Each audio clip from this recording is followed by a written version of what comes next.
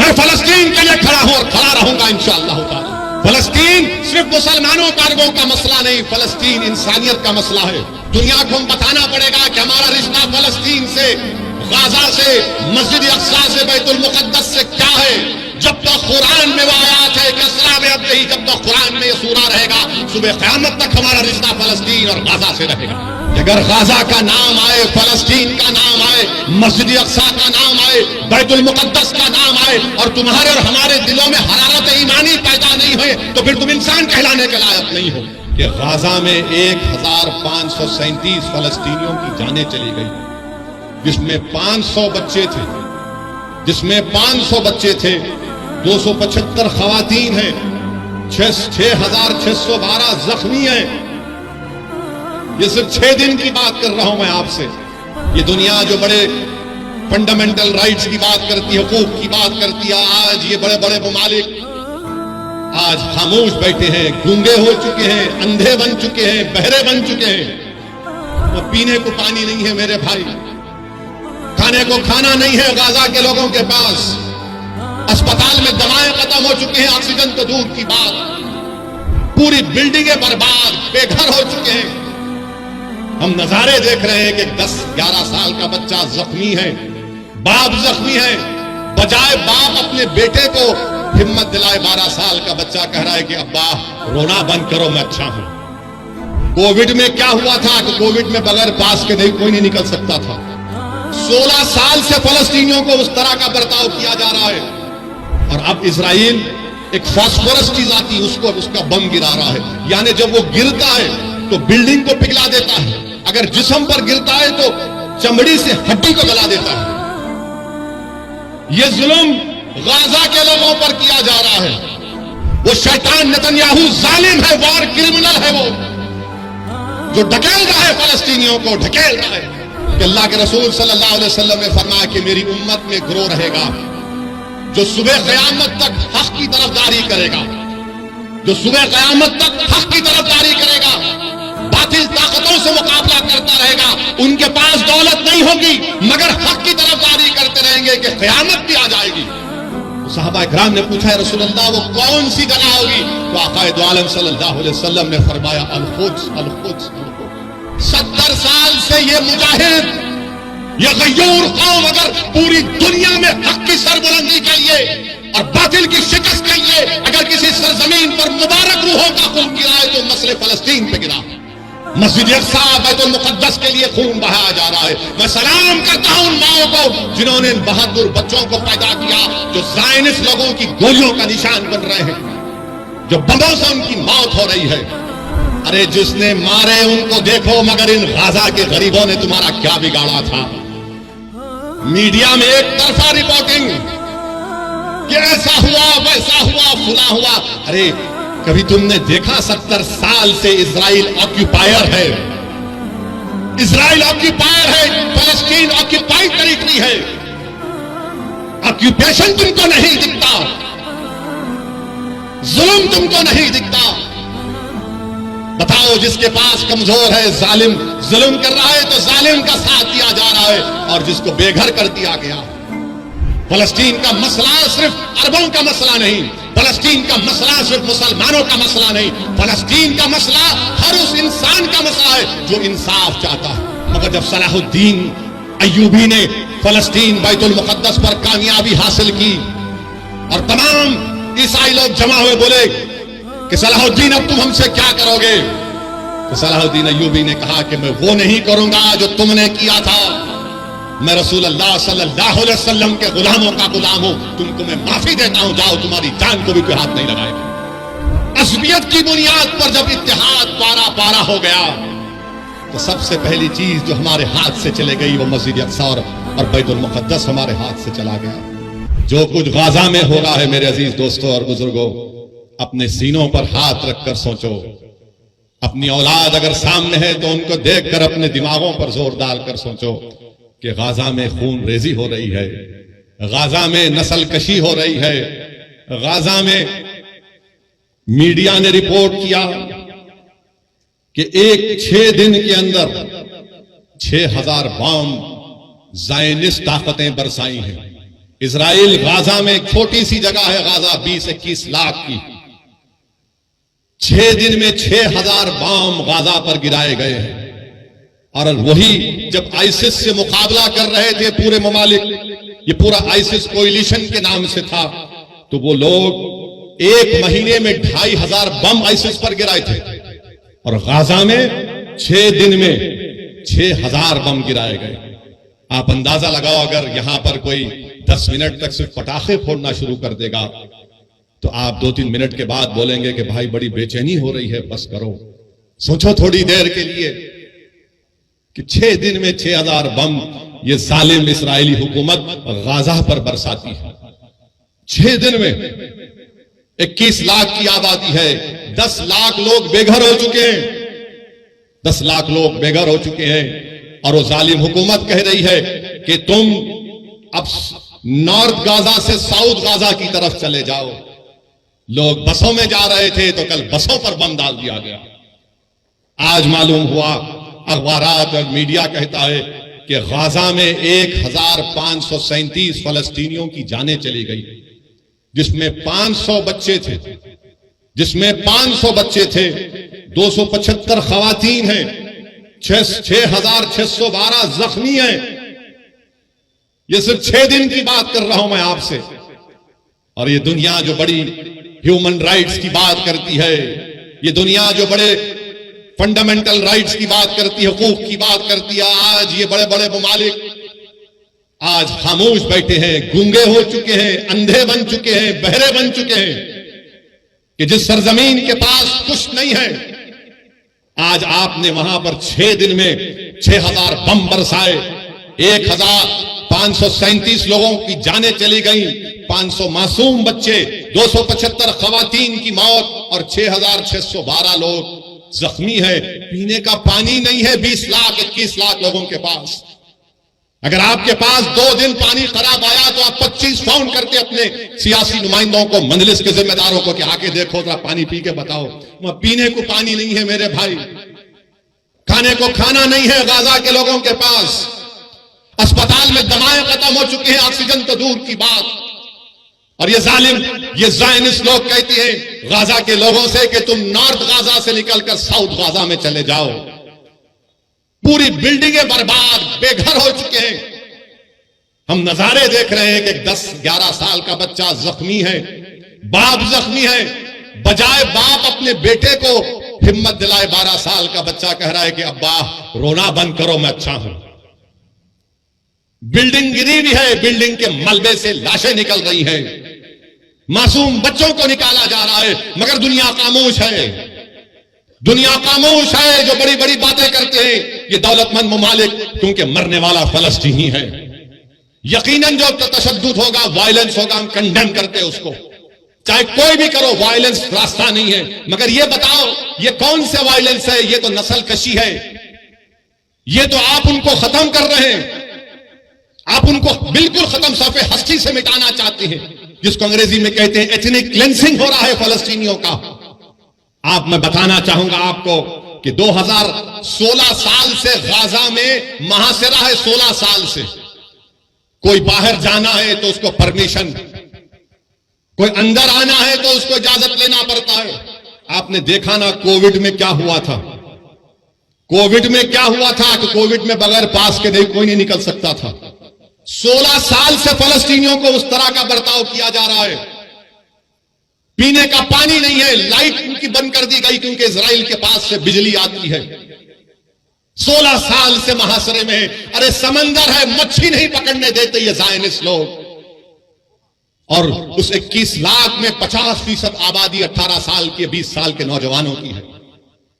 اور آپ کو جان کر تکلیف ہوگی کہ 2008 سے 6407 فلسطینیوں کو زائنسٹ لوگ مار دیے، جس میں سے 18 سال کے کم عمر 1437 بچے تھے۔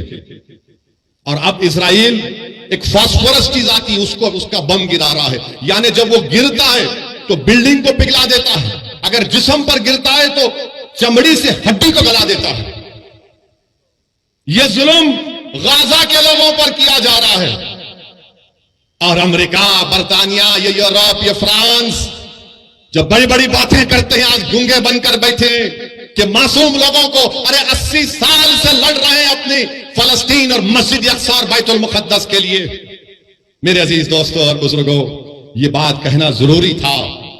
इसलिए जरूरी है कि अगर गाजा का नाम आए, फलस्तीन का नाम आए, मस्जिद अक्सा का नाम आए, बैतुल मुकद्दस का नाम आए और तुम्हारे और हमारे दिलों में हरारत ईमानी पैदा नहीं हुए, तो फिर तुम इंसान कहलाने के लायक नहीं हो। अगर हम इनकी मदद नहीं कर सकते, हम दूर हैं, मगर जज्बात से कर सकते हैं और करना चाहिए। अगर जज्बात भी नहीं है तो मुस्लिम शरीफ की हदीस है कि आका ने फरमाया कि तुम मुनाफिक हो। अल्लाह के रसूल सल्लल्लाहु अलैहि वसल्लम ने फरमाया कि तुम मुनाफिक हो। वो अंबियाओं की बैशत की सरजमीन है। हजरत दाऊद अलैहिस्सलाम, सुलेमान और ईसा अलैहिस्सलाम की बैशत की सरजमीन है। हजरत इब्राहिम अलैहिस्सलाम की खबर, हजरत मूसा अलैहिस्सलाम की खबर वहां पर है। मेरे अजीज दोस्तों और बुजुर्गों, काबतुल्लाह को तूफान नूह के बाद अल्लाह के हुक्म पर हजरत इब्राहिम अलैहिस्सलाम ने काबतुल्लाह को बनाया और 40 साल के बाद अल्लाह के हुक्म के बाद मस्जिद अक्सा को हजरत सुलेमान अलैहिस्सलाम ने बनाया। और दुनिया को हम बताना पड़ेगा कि हमारा रिश्ता फलस्तीन से, गाजा से, मस्जिद अक्सा से, बैतुल मुकद्दस से क्या है। जब तक कुरान में आयात है कि इस्लाम में अब नहीं, जब तक कुरान में यह सूरा रहेगा, सुबह क़यामत तक हमारा रिश्ता फलस्तीन और गाजा से रहेगा। मेरे अजीज दोस्तों और बुजुर्गों, आपने हदीस शरीफ सुनी कि रसूलुल्लाह सल्लल्लाहु अलैहि वसल्लम से एक सहाबी रसूल ने पूछा, या रसूलुल्लाह सल्लल्लाहु अलैहि वसल्लम, क्या हशर के मैदान में हम आपको पाएंगे? अल्लाह के रसूल सल्लल्लाहु अलैहि वसल्लम ने फरमाया कि हाँ, तुम मुझे हशर के मैदान में पाओगे। कहां होगा हशर का मैदान? इसी सरजमीन पर हशर का मैदान होगा, इसी फलस्तीन पर हशर का मैदान होगा। फिर आका से पूछा गया सल्लल्लाहु अलैहि वसल्लम से कि दूसरी जगह कहां पर हम आपको पाएंगे? रसूलुल्लाह सल्लल्लाहु अलैहि वसल्लम ने फरमाया कि मैं आबे कौसर पर रहूंगा, मेरी उम्मत प्यासी होगी, मैं मेरी उम्मत की प्यास को बुझाऊंगा। कहां होगा हौज़े कौसर? इसी फलस्तीन से लेकर मदीने तक हदीस में आया। उलमा किराम बैठे हैं, पूछ लो आप। मेरे अजीज दोस्तों और बुजुर्गों, ये वो मुबारक सरजमीन है कि कुरान में लफ्ज बारक ना 5 मरतबा आया तो अल-कुद्स है वो। चाहे सूरह असरा हो, सूरे जितने भी 4-5 सूरों में जिक्र आया, 5 जगह पर लफ्ज बारकना का मतलब खुद। अल्लाह के रसूल सल्लल्लाहु अलैहि वसल्लम ने फरमाया कि बड़ी खूब जगह है, ये बड़ी खूब जगह है। तो सहाबा ने पूछा रसूलुल्लाह सल्लल्लाहु अलैहि वसल्लम क्यों? तो रसूलुल्लाह सल्लल्लाहु अलैहि वसल्लम ने फरमाया कि यहां पर फरिश्ते अपने पर बिछाकर बैठते हैं, यहां पर फरिश्ते अपने पर बिछाकर बैठते हैं। रसूलुल्लाह सल्लल्लाहु अलैहि वसल्लम ने फरमाया कि मीजान लगेगा, यह हिसाब किताब की जगह है। मेरे अजीज दोस्तों और बुजुर्गों, इमाम अहमद ने यह हदीस शरीफ लिखी अपने मसनद में कि अल्लाह के रसूल सल्लल्लाहु अलैहि वसल्लम ने फरमाया कि मेरी उम्मत में ग्रोह रहेगा जो सुबह क़यामत तक हक की तरफदारी करेगा, जो सुबह क़यामत तक हक की तरफदारी करेगा, बातिल ताकतों से मुकाबला करता रहेगा। उनके पास दौलत नहीं होगी मगर हक की तरफदारी करते रहेंगे कि क़यामत भी आ जाएगी। तो सहाबा इकराम ने पूछा, है रसूल अल्लाह वो कौन सी जगह होगी? तो आक़ाए दो आलम सल्लल्लाहु अलैहि वसल्लम ने फरमाया अल-कुद्स, अल-कुद्स, अल-कुद्स। मेरे अजीज दोस्तों और बुजुर्गों, इसीलिए हमको अपने सीनों में गाजा के अवाम की तकलीफ को महसूस करनी चाहिए। वो जो 500 बच्चे मरे, तकलीफ को महसूस करो। वो तुम्हारी औलाद तो नहीं है, मगर सोचो अगर तुम्हारी औलाद मर जाती। सोचो थोड़ी देर के लिए वो कोविड में जब हम लाशों को उठा कर डर डर कर लेकर जा रहे थे, सोचो थोड़ी देर के लिए, 1 साल 2 साल नहीं, 70 साल से ये मुजाहिद, ये गय्यूर कौम अगर पूरी दुनिया में हक की सरबुलंदी के लिए और बातिल की शिकस्त के लिए अगर किसी सरजमीन पर मुबारक रूहों का खून गिरा है तो मसले फलस्तीन पे गिरा। मस्जिद अक्सा, बैतुल मुकद्दस के लिए खून बहाया जा रहा है। मैं सलाम करता हूं उन माओं को जिन्होंने इन बहादुर बच्चों को पैदा किया, जो ज़ायनिस्ट लोगों की गोलियों का निशान बन रहे हैं, जो बमों से उनकी मौत हो रही है। मगर दुनिया ये जान ले कि जब तक हम जिंदा है दुनिया जिंदा है, जब हम नहीं तो दुनिया भी नहीं। याद रखो, मौत से डरने वाले हम नहीं, हम अपना मुकद्दर लिखा कर लाए हैं।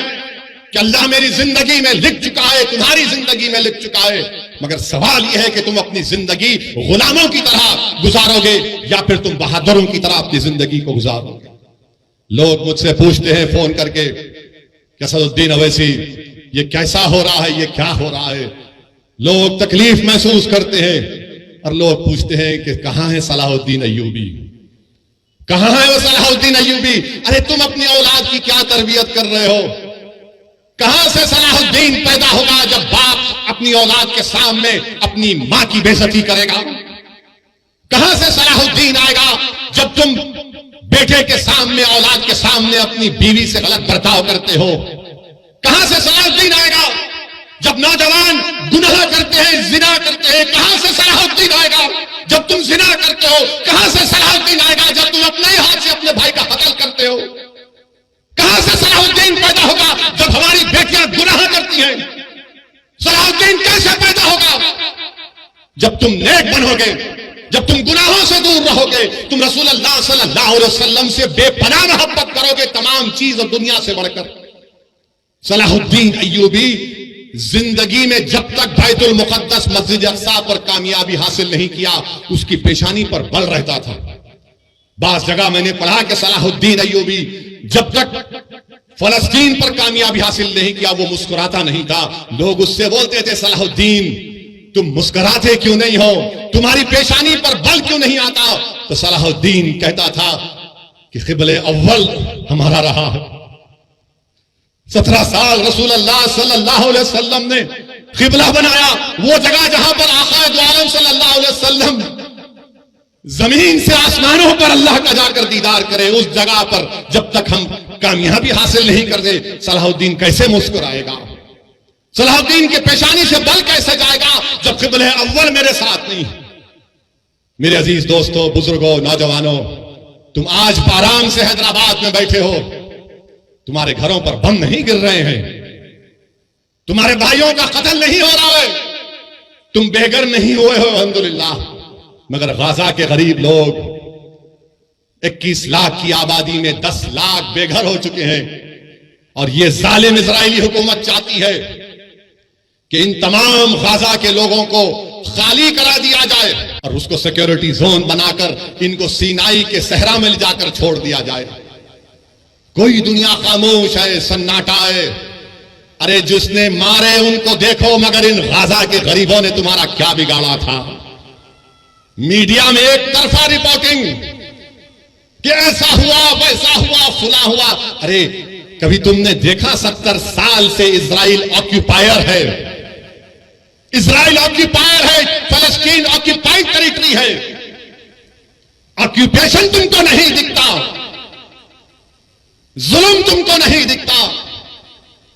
بتاؤ جس کے پاس کمزور ہے، ظالم ظلم کر رہا ہے تو ظالم کا ساتھ دیا جا رہا ہے، اور جس کو بے گھر کر دیا گیا۔ آپ کو معلوم کب مسئلہ پیدا ہوا؟ 1918 میں۔ سمجھانے کے لیے کہہ رہا ہوں نوجوانوں، جب تم بڑے ہو گئے، یہ مستقبل تمہارا ہے نوجوانوں۔ 1918 میں یہی زائنسٹ لوگ وہاں پر گئے، برطانیہ سے ساز باز کیا، اور 1918 سے فلسطینیوں کو بھگانے کا پروگرام بنایا، اور پھر 13 مئی 1948 میں 18 سے لے کر 48 تک فرسٹ ورلڈ وار ہوئی۔ اس کے بعد سے طریقے سے، سازشوں سے فلسطینیوں کو مارا گیا، بھگایا گیا، اور اس کے بعد کیا ہوا؟ 20-25 سال کے عرصے میں، جس کو فلسطین کی تاریخ میں نقبہ کہتے ہیں، کتنے لوگ بے گھر ہو گئے؟ 1.5 کروڑ فلسطینیوں کو بھگا دیا گیا۔ اور پھر 67 کی جنگ ہوئی تو ہم نے مسجد اقصی کو کھو دیا، اس مبارک جگہ کو کھو دیا جہاں پہ آقا دو عالم صلی اللہ علیہ وسلم تمام رسولوں اور نبیوں کی نماز امامت کی تھی، اور اس وقت سے وہ فلسطینی لڑ رہے ہیں۔